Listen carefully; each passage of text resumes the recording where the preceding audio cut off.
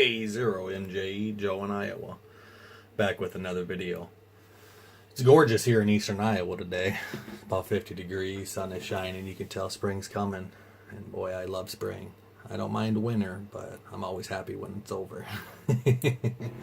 Anyway, I picked up a new toy, as you can see, the FT1D.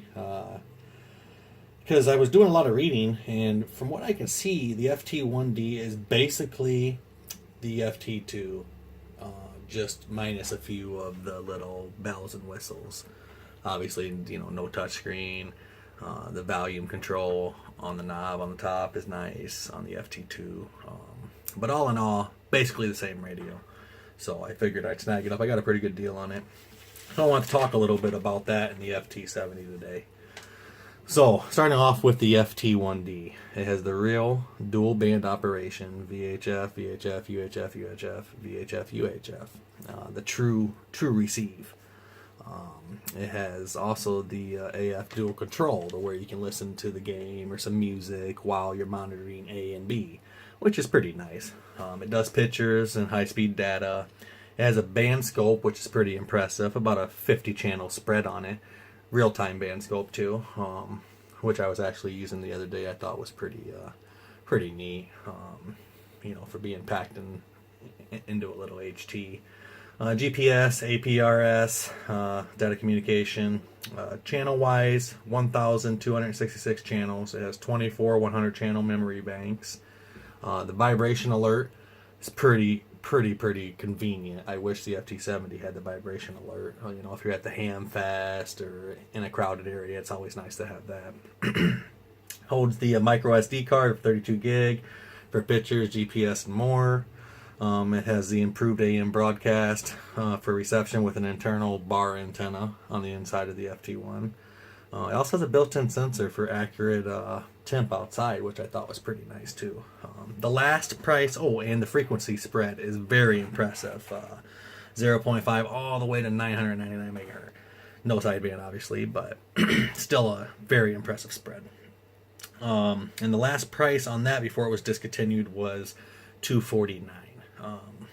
And the FT70, about $200. I think it's on sale right now for $179, but we'll just say $200.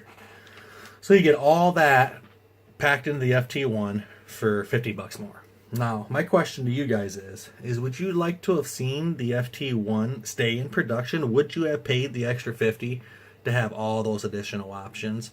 I think I might have. It's hard to say because I really do like the FT70. It's a great radio. Excuse me. You know, granted the FT70 is a dual band, but it's only one band at a time receive. The FT70 frequency spread is 108 to 580, so not as big. I do like the USB for easy program. The cable for the FT1D, $80. It just blew my mind when I saw the price of that. Unbelievable. Of course, they both have the automatic mode select, which is nice.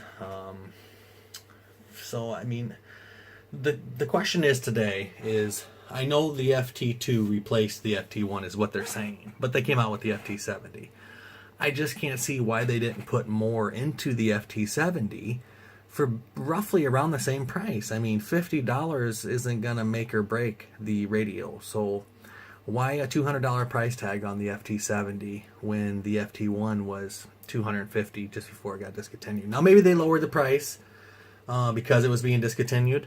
But even when it was new, I think it was only $300, you know, so $100 more than the FT70, and then $100 more for the FT2. So I know the complaints on the FT1 was obviously the volume, which is kind of a pain, and the GPS. People said the GPS was poor in it. That's why they came out with the FT1XDR with an improved GPS chip. Now, there's about 7 or 8 sellers on eBay that are still selling the FT1XDR, new in the box, $550 price tag on that. Just blew my mind because it's more expensive than the FT2. And from what I can see, the only difference is the improved GPS chip. Now, if I'm wrong, please comment below because I'd love to hear it. That's kind of why I'm doing the video today, because I'd like to hear from you guys and see what your thoughts are. Is there anything more special about the XDR that I'm missing outside of the improved GPS? you know, for that $550 price tag. Maybe they're just asking that price because they're discontinued and they think people will pay it, or I don't know. It's hard telling. But so what do you guys think? I mean, do any of you own the FT1D? Would you have liked to see it stay in production? And would you have leaned towards the FT1 versus the FT70? I will say that the FT70 did seem to have just a tad bit better of a receive on it. I used the same antenna, switched them back and forth, and I saw a smidge of a difference. Not much, but still that smidge, you know, when it comes down to hearing, I'll take, you know, the FT70 over the FT1.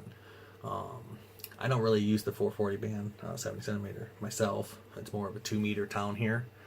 But I don't know. I love the FT70, and I'm really starting to like the FT1 now. So do any of you guys own the FT2? I'd love to hear your thoughts on that. Is it worth the $400 price tag they're asking?